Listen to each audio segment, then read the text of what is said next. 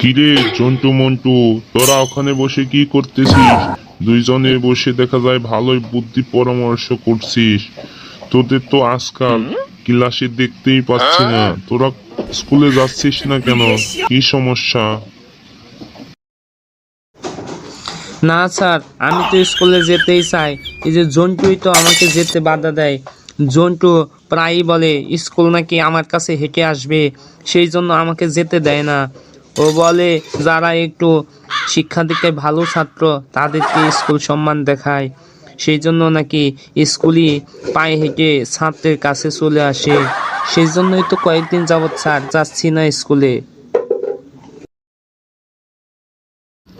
কিরে ঝন্টু, মন্টু যা বললো সব কি সত্য? তুই নাকি ওরে বলছিস স্কুল নাকি এমনি থেকেই ছাত্রের কাছে হেঁটে চলে আসবে, এই ধরনের আজগুবি কথা তুই কোথায় পাস রে? আমি তো ভাবছিলাম তুই শুধু লেখাপড়াই গন্ডমূর্খ, এখন দেখি তোর মাথায় গোবর ছাড়া কিছু নাই।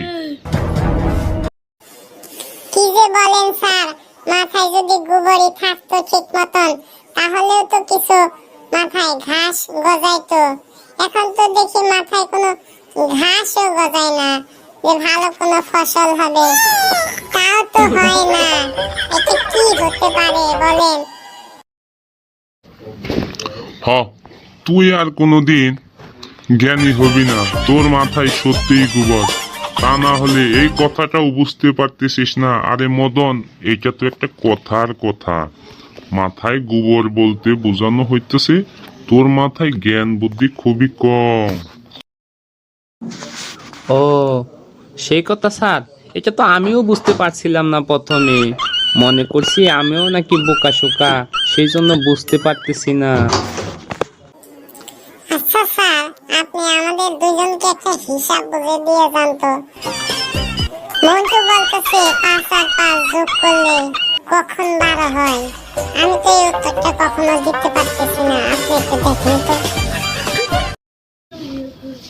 কিরে জন্টু, তুই কি মন্টুরে এরকম কথা বলছিস? ওই 5 আর 5 যোগ করলে কি কখনো 12 হয়? গর্দপেরা, তোরা দেখা যায় সত্যি দুইটা একটা গরুই রয়ে গেলি। না মানে স্যার, 5 আর 5 যোগ করলে যখন ভুল হবে তখন 12 হবে। আমি এই কথাটা বলতে চাইছিলাম, রাগ হইন না স্যার। বুঝতে পারছি, তোদের সাথে কথা বললে আমার মাথা নষ্ট হইব।